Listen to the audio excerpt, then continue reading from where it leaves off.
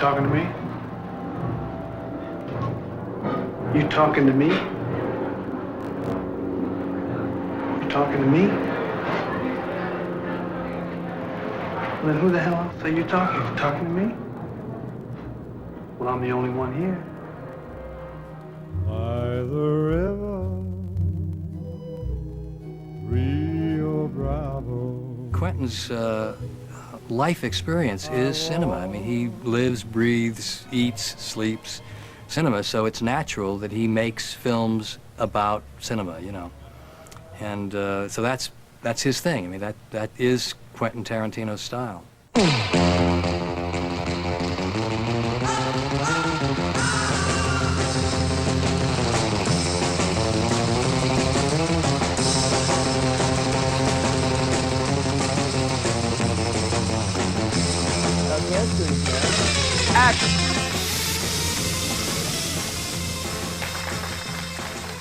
I think he's been, for years, building up this huge, this momentum inside of himself, all these things he's always wanted to say, and he has such energy and conviction that he's now rolling.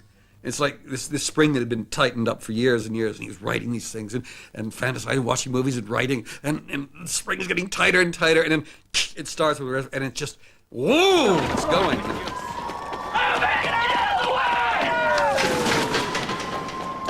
He's sort of one of those examples of someone who, in another era, would have been considered hopelessly square or gawky or awkward and so on, who is just absolutely as hip as you can get right now. Every film that he makes now will be eagerly anticipated, and from one film to the next, to be able to vault from kind of cult hit with Reservoir Dogs to, you know, Palme d'Or winner in Cannes with Pulp Fiction was quite exceptional. You know what they call a quarter pounder with cheese in Paris? They don't call it a quarter pounder with cheese? Oh man, they got the metric system. They wouldn't know what the fuck a quarter pounder is. And what do they call it? They call it Royale with cheese. Royale with cheese. That's right. What do they call a Big Mac? Big Mac's a Big Mac, but they call it Le Big Mac. Le Big Mac. When people see killers for hire, you tend to think that they sit at home and they clean their guns, they sharpen their knives, they polish their bullets and do all these other things. But Quentin takes you into the world where you actually find out that they gossip. They talk about, you know, their lives outside of what they do. He has a facility for creating everyday language and sensibilities in his characters. You know what they call a quarter pounder with cheese in France? No. Tell him, Vincent. Royale with cheese. Royale with cheese. You know why they call it that? Because of the metric system? Check out the big brain on bread. He really does work, again, with archetypes, you know, and mixes them up a bit. And certain things, you know, that he borrows from different, you know, pop culture and stuff, TV. TV should never be ignored in Quentin's whole scheme of things.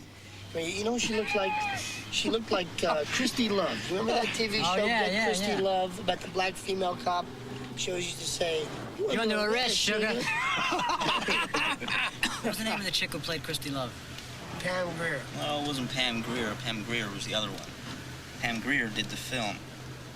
Christy Love was like a Pam Grier TV show without Pam Grier.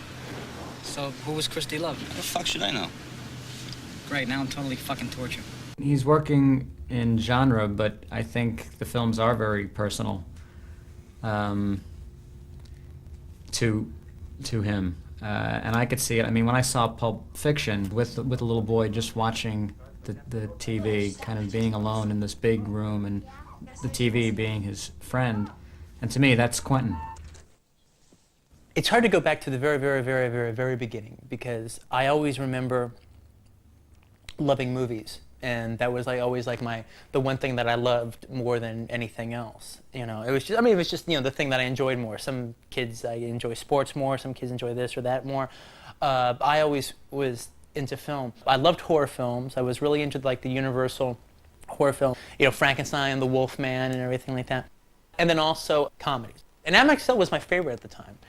And I mean, my first actually kind of like understanding, or I guess where I made genre distinctions in film, was Abbott and Costello Meet Frankenstein. Because when I was a little kid, that was my favorite movie of all time. In fact, if you look at Abbott and Costello Meet Frankenstein now, I mean, it's not like the way they do comedy horror films now. I mean, the Frankenstein monster kills people. He picks that nurse up and throws her through the window, you know, and she's dead. Hurry up.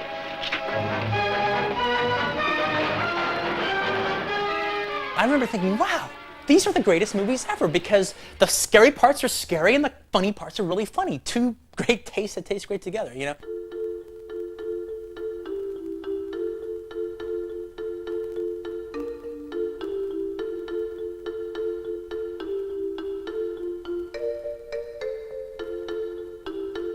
It wasn't like he had some advantage, or he wasn't from some place of entitlement. He didn't know people in the business. He didn't even finish high school. Yeah, I quit school when I was 15 or 16. I always wanted to be an actor at that time. So that was the whole, that was the whole game plan, was to be an actor, you know. And when I quit school, I studied with the actor James Best, who was the star of Sam Fuller's Verboten and Shock Corridor. And he was, at the time, was the sheriff on the TV show Dukes of Hazzard. Actually, I have a, where is it here? This is my acting t-shirt. Roscoe P. Coltrane. Part of the thing that Jimmy taught in his class is he taught camera technique. He taught you how to act for the camera. It wasn't about stage, and it wasn't about just acting per se. All right? Because his whole idea was, you're in Los Angeles, you're an actor, the way you're going to make your living is, you know, 1 or 2, 3 lines on Quincy, or 1 or 2, 3 lines on the Dukes of Hazzard, or whatever, you know. That, I mean, that, you're in Los Angeles, that's what you're doing. In this scene, you're both in a car, and Bill Shatner is hanging on the hood. What you want to do is get him off. All right, I'm Morty. Ready? Yeah. Okay. I'm driving. Okay. Where the fuck did he come from? I don't know. He just appeared like magic. Well, don't just sit there. Shoot him. Get him. Thank you, Mr. Ritchie. I'm very impressed. You're a very fine actor.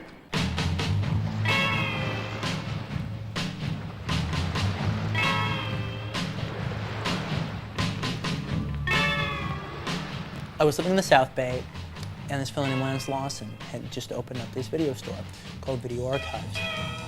And it really was a movie lover's heaven. It was really terrific. I was a customer there, and I really liked it. And eventually he asked me if I wanted a job. And I was like, yeah, I'd love a job here. This would be a dream. And it was. It was, until I became a director, it was the best job I'd ever had. And I ended up working there for like 5 years. Well, this is where the world-famous Video Archives was.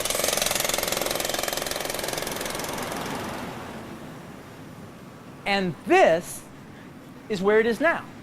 So why don't we go inside and take a look?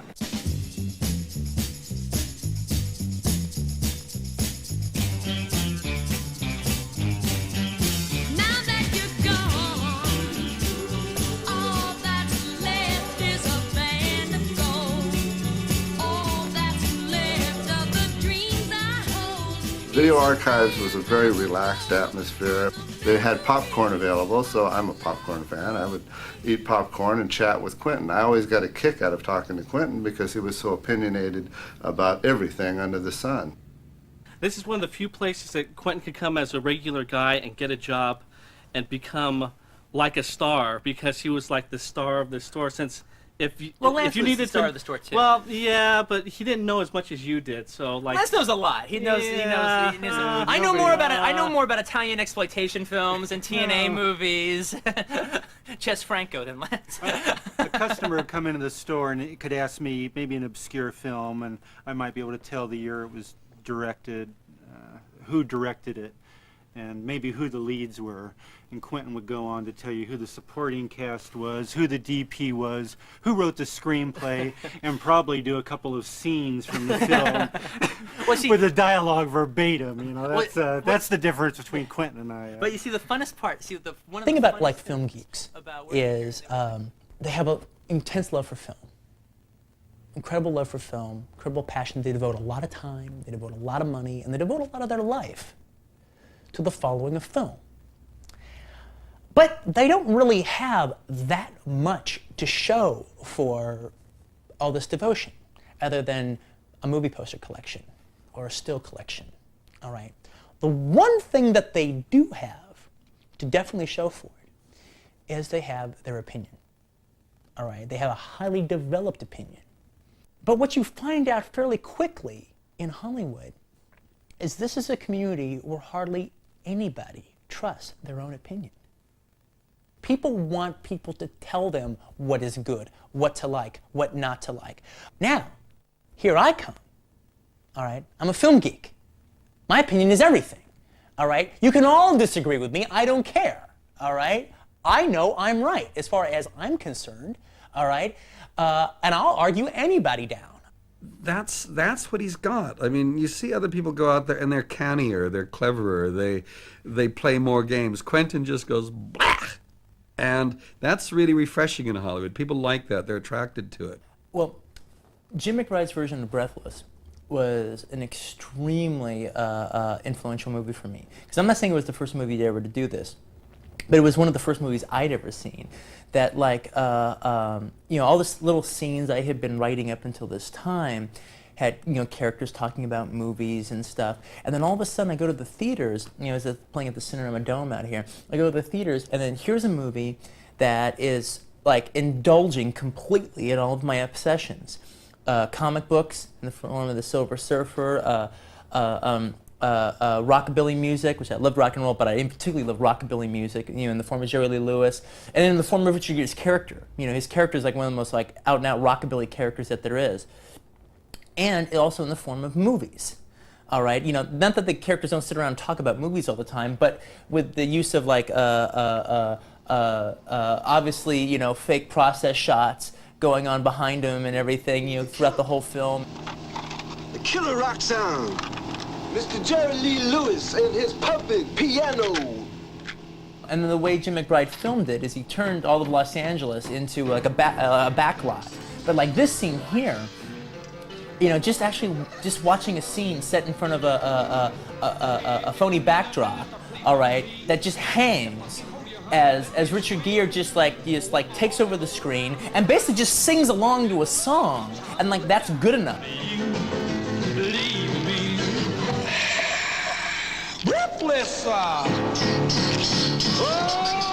And then also, if you add to the fact that in this movie, Richard Gere's character is as close to unlikable as you could possibly be, and you still kind of like the guy, you know, and I like that and stuff. Holy I was 22 when I started Video Archives, and by the time I got to about 23, I decided to make a film. And it was a film called My Best Friend's Birthday. It was a comedy. It was like almost like a Martin Lewis kind of thing. Out of the blue, I felt depressed for no reason whatsoever. Just this dark cloud hanging over my head.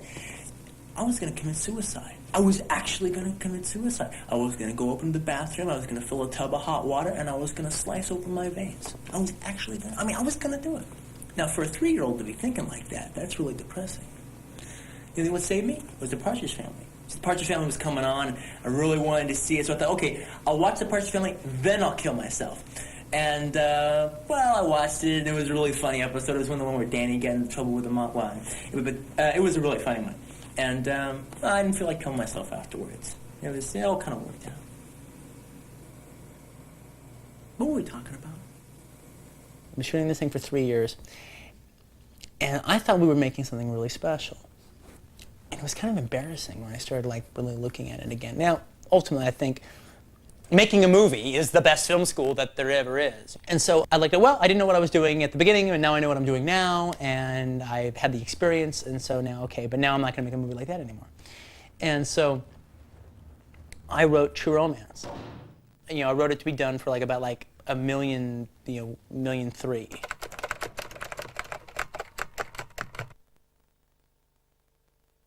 Pauline Kael once said in a thing, in this town you could die of encouragement.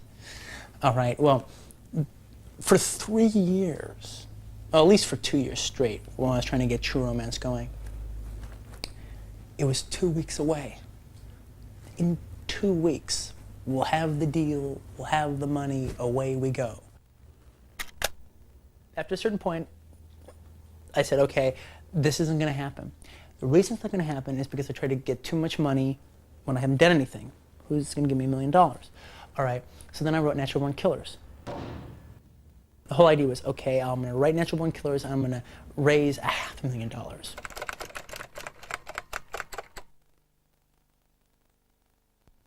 Now, a year and a half, not quite 2 years, but about a year and a half passes. And I'm a little further along than I was with True Romance, but we're not going to be shooting film anytime shortly. I finally said, look, you know what? Nobody is going to give me money to make a movie. That isn't going to happen. Why would they? All right? And by this time, it looked like True Romance was going to sell, just the script, all right? And so I was going to have, Writers Guild minimum, okay, for it, which is what I was paid for the film. So it looked like I was going to have $30,000 that I could have. And so I decided, well, I'm going to write a film to do for $30,000. Shoot it in 12 days, $30,000, 16 millimeter, black and white, starring some friends, and I will have a movie made and finished.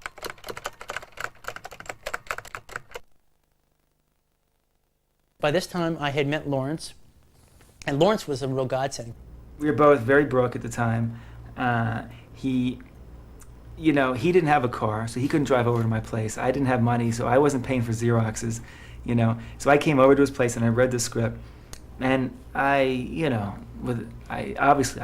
flipped over it. It was an extraordinary piece of writing, and I said, look, you got to give me some time. I think I can raise some real money for this movie. And I was like, no. I've heard that so much. 5 years I've heard that, all right? I tried to deal my way in for 5 years, and it was no sale. So he ended up giving me 2 months, which, as I'm sure any sane person knows, that's insane. And it's really an undoable thing, especially two people who nobody knows about. Lawrence was an actor too, and he was studying acting, and his teacher's wife goes to the actor studio with Harvey Keitel. So he got the script to his teacher read it, liked it, gave it to his wife. She read it, she liked it, she put it in Harvey's hands. I contacted Lawrence Bender and Quentin. We had many conversations. I told them I was committed to making the movie. All of a sudden, we weren't just a couple of kids anymore with a film, with a script like everyone else had. We actually had Harvey Keitel. And then Monty Hellman came aboard, to just kind of act as sort of like a godfather. I was so intrigued by him, as well as the script, that I said, well, maybe I could help you with this. And Monty had done a film for the company Live Entertainment. So he got the script to Richard Gladstein. I made the assumption that whoever could have written this must be an intelligent, articulate person. So if he wrote this in the manner in which he wrote it, you'd have to give him the shot to direct it. Richard was telling me later that basically that unless I had been a complete jerk, he would have made the movie anyway. Quentin shot-listed the picture from beginning to end before we got into real full pre-production. Then we cast the movie. And he was really nervous right before casting. But after the first person coming in the room, he realized there was nothing to be nervous about. And then after all that, then he went up to Sundance and he directed a couple scenes. Sundance is this institute that Robert Redford basically started, which is up in the mountains in Utah. And it's incredibly beautiful setting, and they've got little cabins and everything. And basically it's a chance to bring professional filmmakers and writers together with people who are trying to get into the business. And anyway, it's what people do. They submit scripts and ideas of what they want to do, and then they're given 2 weeks up there, and they make scenes from either films they try to make or whatever. I wanted to experiment on my first scene with long takes. I didn't want to do coverage. I wanted to just string a bunch of long takes together and see how it worked, all right? This is really the first time since I've actually kind of got a little bit of sense of what I was doing that I had a camera back in my hand again. It's like every time I ever got burned buying weed, same thing, man. I felt funny about the guy, you know? But I wanted to believe him because I feel like, if he's not lying to me, and if it really is tie stick, whoa, baby, you know? But it's never fucking tie stick. And I said if I ever felt that way about a job, I'd fucking walk. The fucking money! Hey, well, Dan, I need you cool. All right, what's done is done. I need you cool. Are you cool? And now Quentin was overlapping. This is what's kind of strange. He had the experience of 2 groups of professionals. And the previous group, whose name was, I won't reveal, had really been pretty rough on him, I think. Really majorly rough, all right? And they were saying, yeah, but these long takes, oh my God, and da-da-da-da-da, and your shots are fine, Quentin, but there's not enough of them, and I didn't like that big wide shot. I saw because I did some big wide shot. It was supposed to double for the warehouse where the camera was on the floor, and I liked it. I thought it worked really great. Yeah, I'm just seeing too much floor. And then I had this big shot in this mirror where they're talking, I didn't like that. They didn't like anything. Anyway, that group leaves, and then the next group comes in. And the next group is Terry Gilliam and Volker Schlorndorff and Stanley Donen and Robert Estrin. They get in there. And our group loved Quentin because here was a man with such incredible enthusiasm and this outrageous script, amazing energy, great dialogue, and just the sheer audacity of what he was doing. Damn it, I swear to God, I am fucking jinxed! What? And this is where the Sundance Institute, I think, was a very useful thing, because he went there with all this energy and all these ideas and his big chance to show everything he could do, and he did it all in each of these short scenes. He did there were camera angles here, they were everywhere. The camera wouldn't stay still. It was up people's noses, down their throats. It was, woo, and you couldn't see anything. And I think that was a really useful thing for him to get out of his system. I think somebody had a talk with him and said, you have to just slow down here. But yeah, he had a lot of energy and enthusiasm at Sundance, and he had it on set too. I think he was able to hone his ideas more, and he had more focus when we were actually shooting.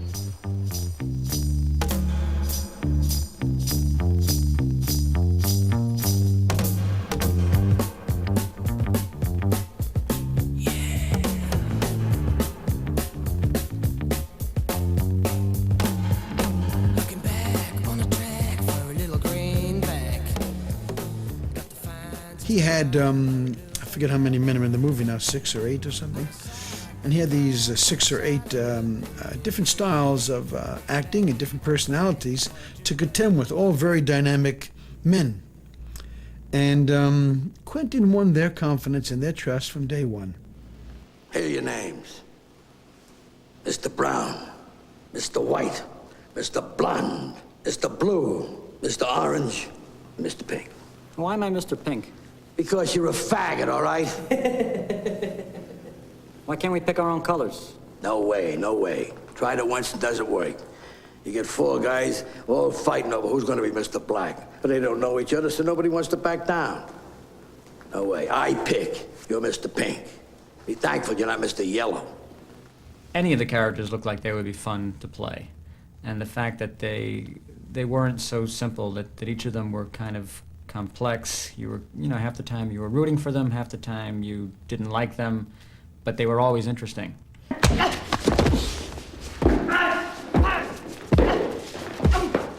wanna fuck with me? I'll show you who you're fucking with. You wanna shoot me, you little piece of shit? Go ahead, take a shot. Fuck you, White. I didn't create this situation. I'm dealing with it. You're acting like a first-year fucking thief. I'm acting like a professional. They get him, they can get you. They get you, they get closer to me, and that can't happen. And you're looking at me like it's my fault? I didn't tell him my name. I didn't tell him where I was from. Shit, 15 minutes ago, you almost told me your name. Your buddy there is stuck in a situation you created. So if you want to throw bad looks away, throw him in a mirror. You kids shouldn't play so rough. Somebody's gonna start crying. His mom once told me a story about how he was always, he would, when he'd be playing with his G.I. Joes and making up things, and he'd be saying these outrageous things, and his mom would be like, Quentin, don't use that kind of language, and he'd say, it's not me, Mom, it's the characters. It's the guys. That's what they'd say. You almost killed me!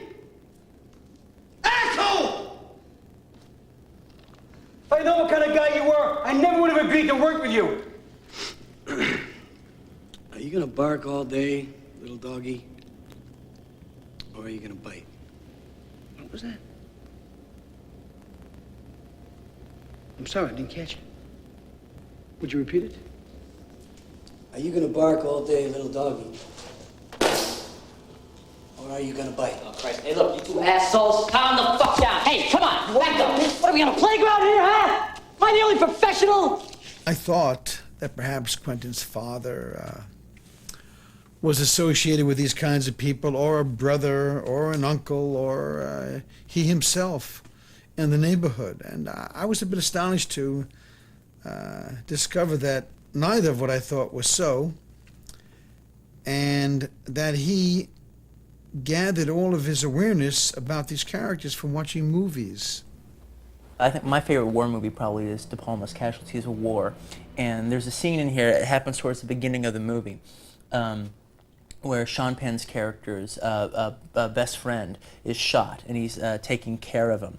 And it was probably like, I really used it when I was doing Reservoir Dogs, as far as just not copying it frame by frame or anything, but just when I was writing the script emotionally, as far as this scene at the beginning between Mr. Orange and Mr. White, when Mr. Orange is shot and Mr. White's dealing with him. Just the feeling between the two men and trying to convince somebody that he's okay. Sarge, I'm in trouble, man. I'm in trouble, Sarge. It ain't nothing, Brownie. It ain't nothing. You're hurt. You're hurt real fucking bad. But you ain't dying. I'm gonna die.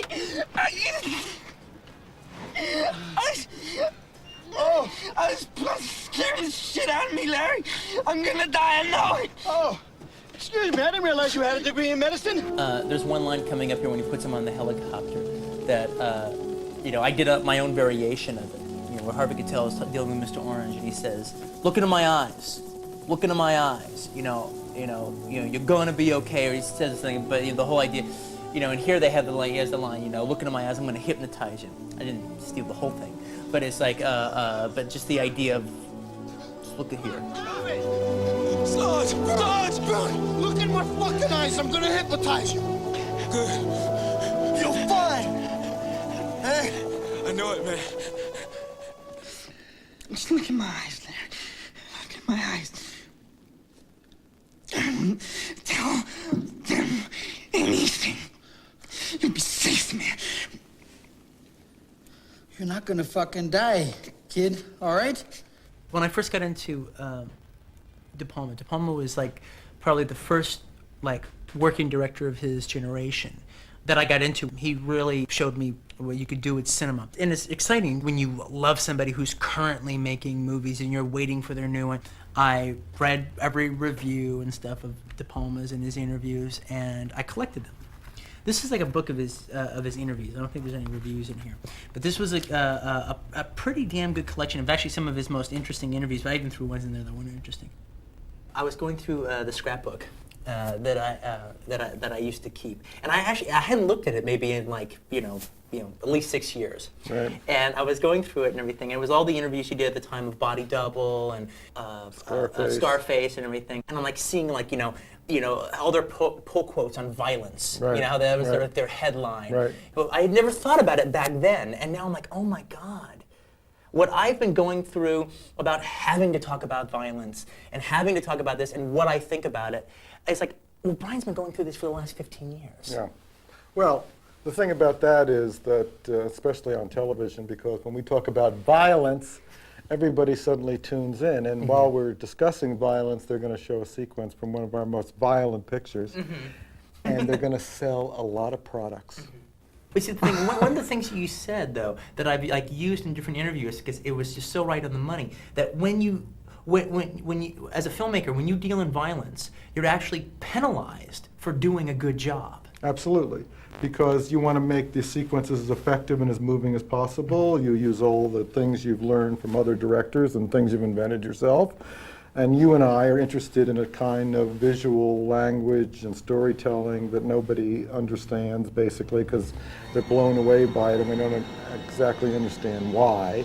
And then they say, well, my God, somebody was being knifed or somebody was being shot. This is horrible and reprehensible, and I feel badly about enjoying it. But you know, cinema is as we've said 1,000 times, is a visual medium, and we're interested in terrific visual sequences, and many of them happen to be violent. I know people, you know, who could have seen Reservoir Dogs and would have been fine with it. Right. All right. But when they hear violence, you know, they talked about Reservoir Dogs as if it was one of the most, as if it was the most violent movie ever made. Right. Now, someday I may make the most violent movie ever made. I wouldn't mind people saying it, but I didn't. Right. You ever listen to Kay Billy's Super Sounds of the 70s? If I'm sitting at home and I'm imagining I'm, you know, the husband of some young couple, and we're just sitting there and thinking, well, what do you want to see tonight, honey? You want to see It happens Forrest? one night. You want to see Forrest Gump? Do you want to see? Well, what's that? Well, that's the movie where Tom Hanks plays the retarded guy and meets John F. Kennedy. Or okay, well, what else? Well, do you want to see Clear and Present Danger? Well, what's that? Well, that's the new Harrison Ford movie. Or do you want to see Reservoir Dogs? What's that? Well, that's the movie where the guy gets his ear cut off. You know.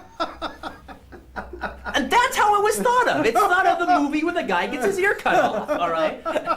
Joe Egan and Jerry Rafferty were a duo known as Dealer's Wheel when they recorded this Dylan-esque pop bubble gum favorite from April of 1974. That reached up to number 5 as Kay Billy's Super Sounds of the 70s continues.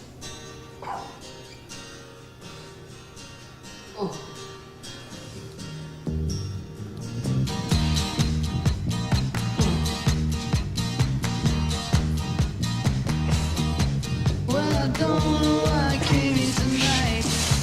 I got the feeling that something ain't right. I'm so scared in case I fall off my chair. And I'm wondering how I'll get down the stairs. Clowns to the left of me, jokers to the right. Here I am, stuck in the middle with you. Yes, I'm stuck in the middle. Reservoir Dogs, the ear cutting off scene. I mean, people went on about how shocking it was. I mean, I thought it was brilliantly done because you don't see anything. And that's what was so good about it. And yet people describe it as if they saw it. They thought it was gratuitous. And I thought he did it as well as you can do something like that. Because of the way that he set up the characters, even though the violence is cruel, it doesn't feel necessarily cruel to me. Because he's sort of, you're not really, you don't know anything about Michael Madsen. I don't know what his problem is with this cop, it's just, he's a psycho gangster and he's a cop. They're archetypes.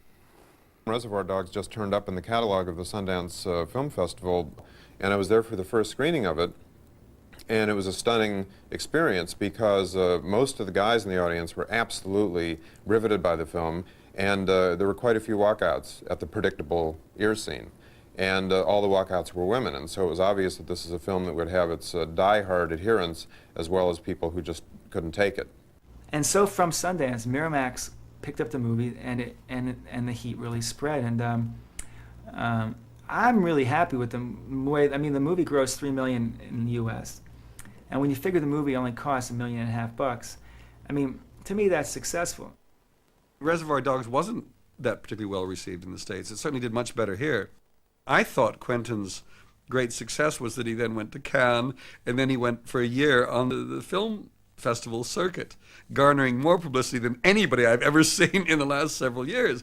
He really did become a film festival favorite, He was at every film festival, meeting key people in the international scene, flying off. I mean, when I was in Brazil this year, they were telling me, oh, Quentin was here last year, and he would duck out, you know, after he'd gobbled his lunch in a half an hour, and he'd go out and see, you know, 6 movies in a day, because he just had to see everything. And he was doing that all year long. It was extraordinary.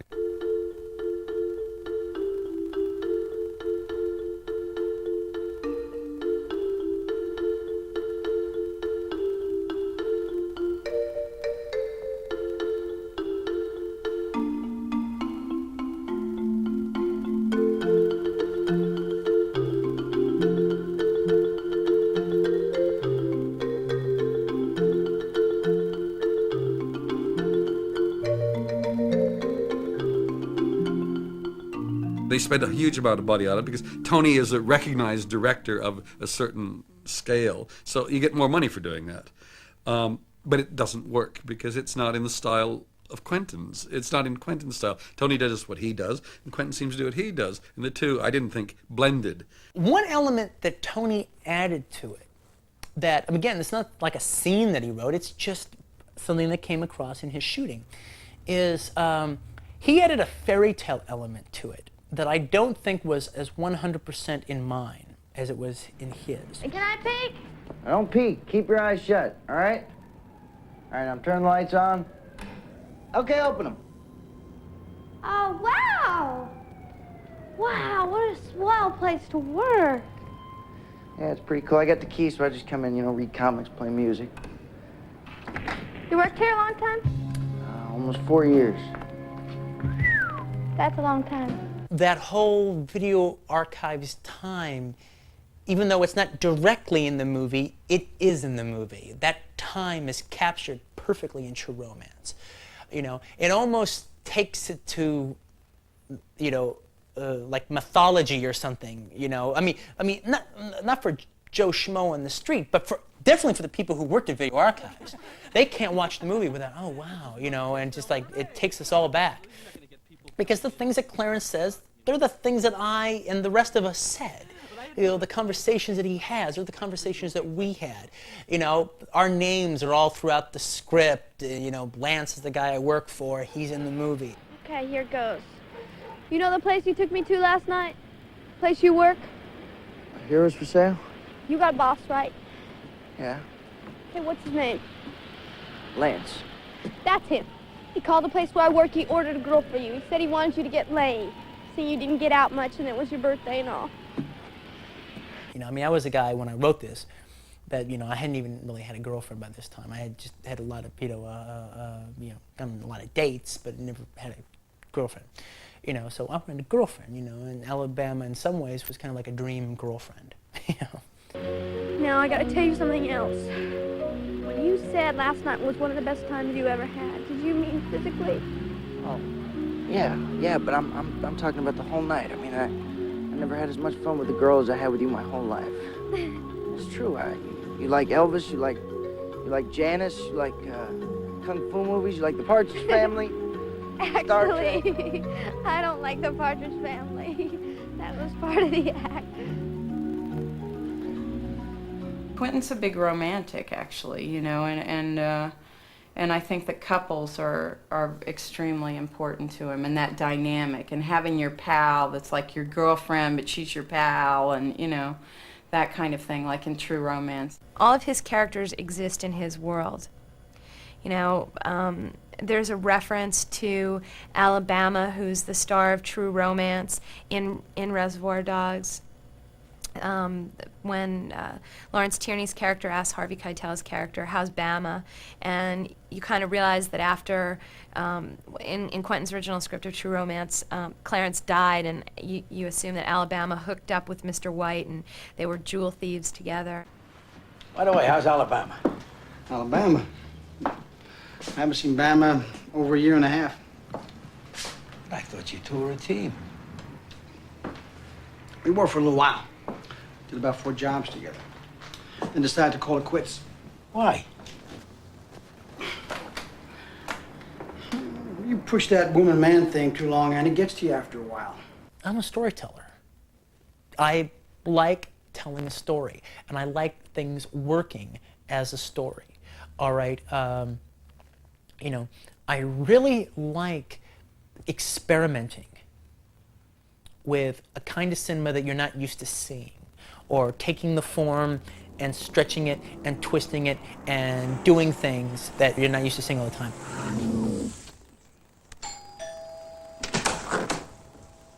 You're Jimmy, right? This is your house? Sure is. I'm Winston Wolfe. I solve problems. Good, we got one. So I heard. May I come in? Yeah, please do. You must be Jules, which would make you Vincent. Let's get down to brass tacks, gentlemen. If I was informed correctly, the clock is ticking. Is that right, Jimmy? 100%.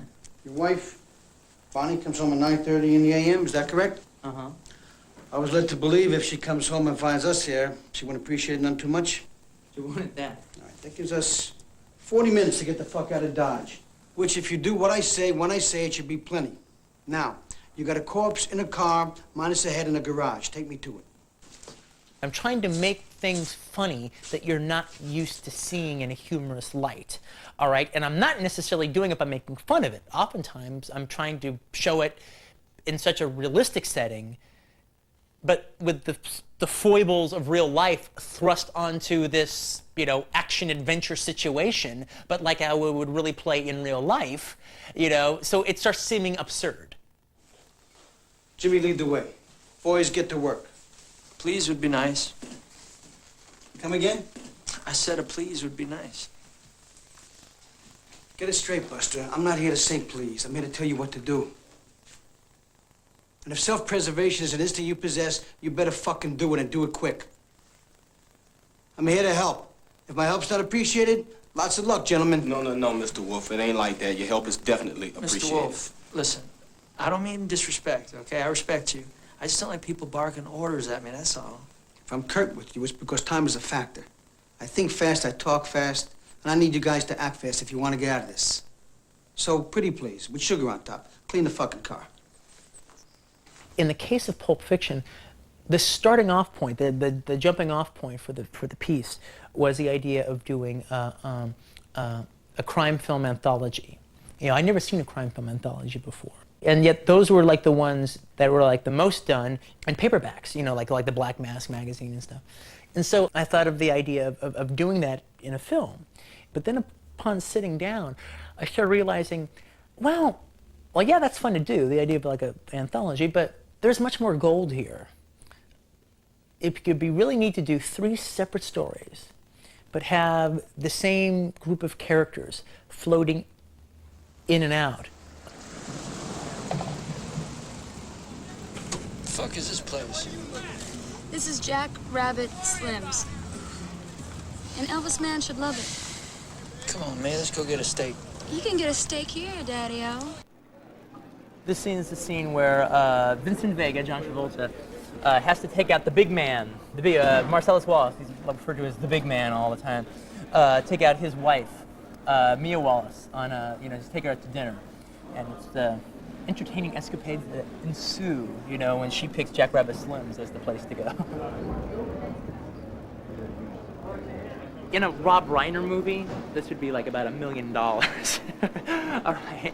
I mean, this exact set and everything, but our production designer, because he's a genius, did the whole thing for $150,000.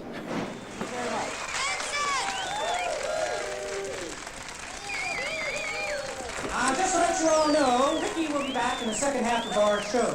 So we hope you enjoy your meals here at Jack Rabbit Slim's. Thank you.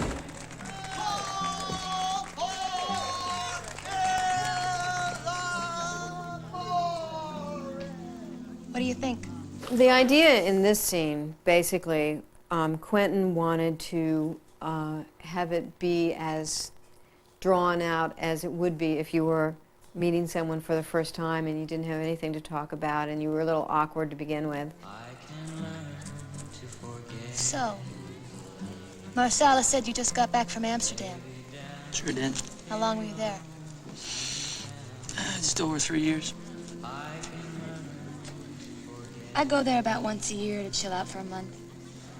No kidding. I didn't know that. Why would you? I like that idea that the whole thing is about a date. The date, the date, the date. He's going on the date. He's going on the date with Mia Wallace. He's going on the date. All right? And when you get to the date, you have a date. You're with them. You don't just like, you know, da-da-da-da, da-da-da-da, da-da-da-da, da-da. Oh, you too? Yeah. Oh, let's go. You know, all right? And then they split. You know, I like the fact that you actually hang out with them, that you get to know Mia, and you actually get to know Vincent with Mia through the course of the time that they're together. There's a lot of dialogue that's been taken out in this scene. I actually lobbied pretty hard to take out even more dialogue. And Quentin really stuck by his guns and really wanted it to remain as long as it is, especially the silence where they're not talking to each other.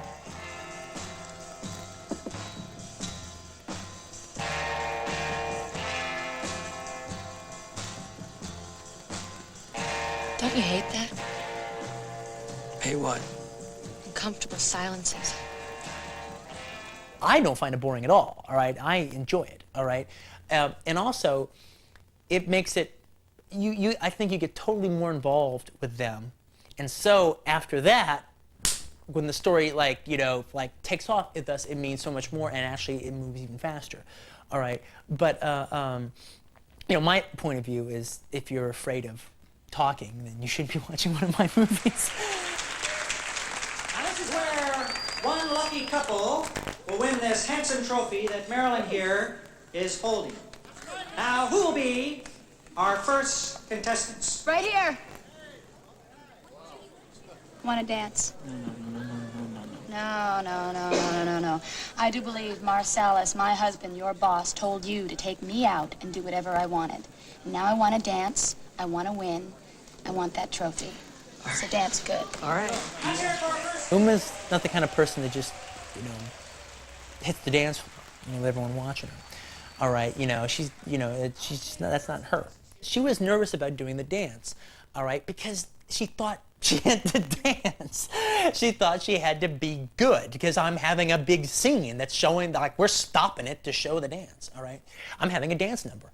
But then what we did is, the day of the dance, I talked to her about the twist, and we practiced it together, and we all worked it out a little bit, and then during rehearsal. But then I waited for the day of the dance day, and by that time it was like the last day we were in the Jack Rabbit Slims and stuff.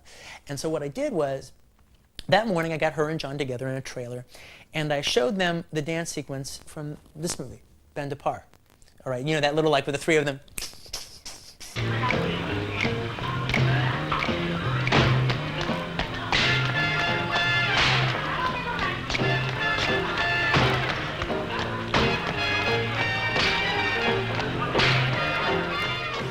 And I go, that's what I want. As far as, you know, they're not dancers. They're not executing a dance perfectly. But for my money, they're the greatest dancers in the world. They're having fun. They're not dancing well, but they're actually dancing great because they're having fun, and I'm enjoying watching them, enjoying doing the dance. That's what I want you to do. And they both got it. They just, once they saw that, they just, okay, I know exactly what you want. Let's do it. They had a high-fi phone, oh boy, did they let it blast. 700 little records, all rock, rhythm, and jazz. But when the sun went down, the rapid tempo of the music fell. C'est la vie, say the old folks. It goes to show you never can tell. The Palme d'Or goes to Pulp Fiction.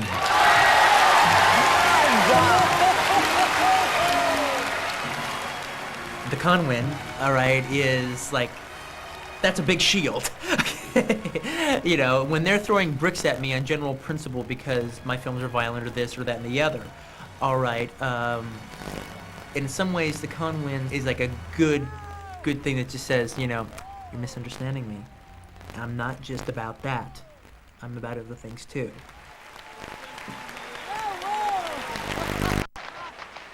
I think what's going to be interesting is whether he can develop beyond writing about movies and start writing about all of this stuff out here.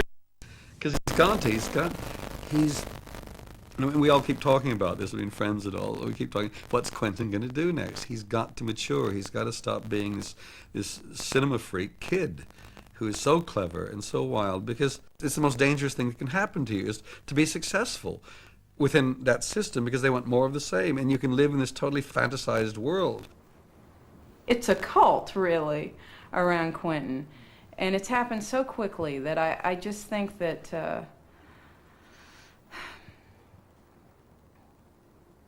I'm like his mother right now. I just hope that, you know, that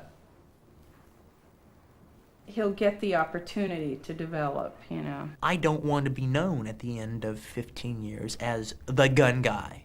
Now, I like making these kind of films. I have an affection for them. I like seeing them. I like reading these kind of novels. I like doing other things too. I have an idea for a movie I might do coming up about, you know, how a guy feels about his ex-girlfriend. All right, and you know, if you feel, you know, a strong way about your ex-girlfriend, you know, is she my first love, or was she my true love? Which one was she? All right, when it's happening to you, it means everything. It's the most important thing in your life. All right, I mean, it's a major issue. All right, now, you know, and I think, you know, stories like that can be made totally entertaining, wonderful stories.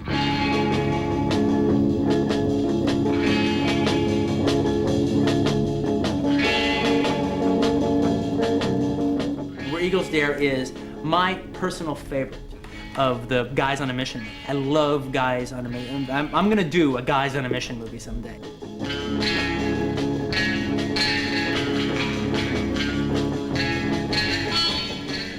I don't like surfers. I didn't like them when I was growing up. I lived in a surfing community. I thought they were all jerks, all right? And I like this movie so much, surfers don't deserve this movie.